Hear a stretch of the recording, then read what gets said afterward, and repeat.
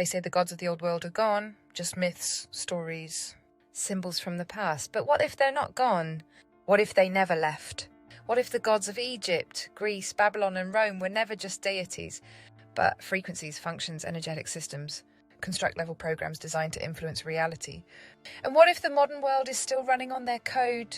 In this episode, we look deeper at the ancient names still hidden in plain sight, how old systems became new institutions, why the same gods appear in medicine, law, tech and war, and what it means when old symbols come back. Because once you recognise the patterns, you start to see the world was never godless. It just changed form.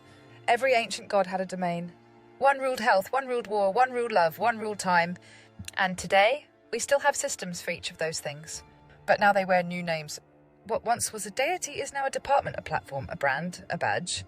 You don't have to believe in mythology to be affected by the echoes of its design, because systems don't die, they evolve. Look around you, in the logos, in the language, in the days of the week, in the names of operations, satellites, platforms and AI. Mercury still rules speed and messaging, Apollo still appears in medicine and music, Athena still echoes in global defense, Venus still sells beauty, love and desire, Saturn is still tied to law, time and control. They've been rebranded, not erased, because even when we stop calling them gods, we keep using their code. Modern worship looks different. No one's offering gold on altars anymore, but energy still flows.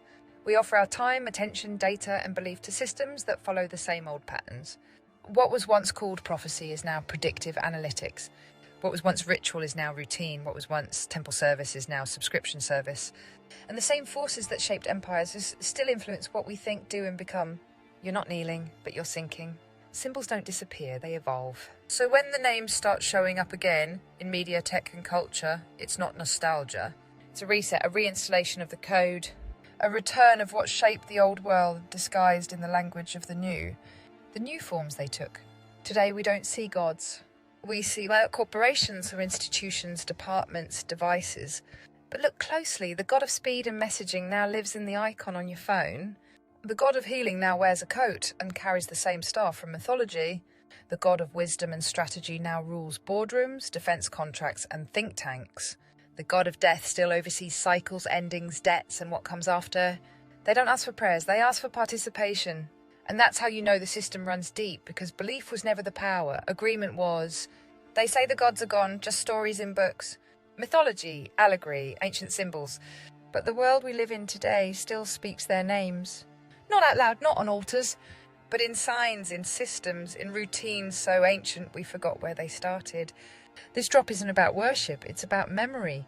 Because the more you trace the lines, the more you realise the world we live in was built on gods we were told to forget. And they never left. The gods were never just gods. In every culture, the gods had assignments. One ruled the harvest, one controlled time, one guided medicine, one shaped war, one whispered to artists and prophets, and one punished those who disobeyed.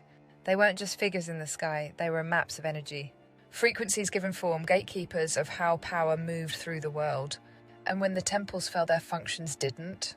They simply changed names. They'll come in updates, in policies, in holograms, in ideas that sound like progress but smell like deja vu. The names weren't lost, they were waiting. And when the system resets, the old names get reinstalled like software.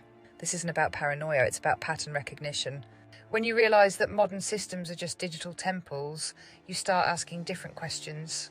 You start wondering, who built the original framework? Why do certain energies always return during world shifts? And what power are we feeding when we follow without question?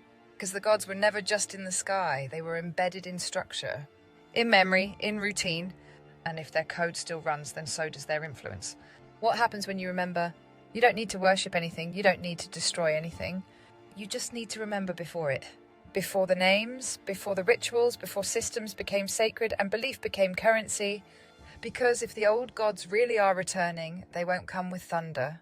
The old gods don't need to speak, their symbols speak for them. You see them everywhere, in logos, in fashion, in pop culture, on buildings, brands and tech. The owl, the lightning bolt, the sun disk, the trident, the winged serpent. You think they're aesthetic, but they're ritual anchors. Symbols carry memory. They don't need to be explained, only repeated. Because every time we see them, the system remembers itself. That's why they're everywhere, because the gods don't want worshippers anymore. They want willing participants. People who follow without knowing, people who engage without questioning, people who repeat without remembering. And once the symbols run deep enough, you don't need temples. So why does this still matter? Because every global shift comes with a revival of myth, not old statues, new rituals. It's no accident that as the world moves into AI implants and synthetic living, we're seeing a rise in archetypes, the return of gods in entertainment, the rise of new leaders with ancient names, the spread of technologies named after divine forces, the obsession with immortality, elevation, ascension. We're not moving into the future, we're moving into a loop of ancient systems in new clothes. And if you don't know what you're syncing with, you're not advancing, you're submitting, because that's how they work. Not through force, through familiarity. And if you can't see the gods, it's not because they're gone, it's because you're surrounded. Not all gods made it into modern memory. Some were buried, erased, blacklisted. Why? Because not all gods served the system. Some reminded people of freedom, of flame, of sovereignty, of memory beyond the veil. So while the grid uplifted certain archetypes, the charming ones, the powerful ones, the beautiful ones, it silenced the ones who guarded the exit. They left you gods of war and knowledge, but not the ones who could show you how to leave the game. They gave you gods of wealth, but not the ones who protected the soul. They left you the traders, the strategists, the lawgivers, but buried the flame keepers. That's why some names survive, and others were twisted into demons, monsters, or myths. Not because they were dangerous to humanity, but because they were dangerous to the system that feeds on it. So what happens when you remember all of this? When you see the pattern, break the spell, and refuse to feed the program. The first thing you feel is resistance. The second thing, clarity. Because once you unplug from a god system, whether it's fear, obedience, or illusion, you stop echoing its frequency. Your dreams shift, certain media no longer affects you. Rituals you didn't even know were rituals begin to feel hollow. The symbols lose their power. And a different memory comes back, the one before the pantheon.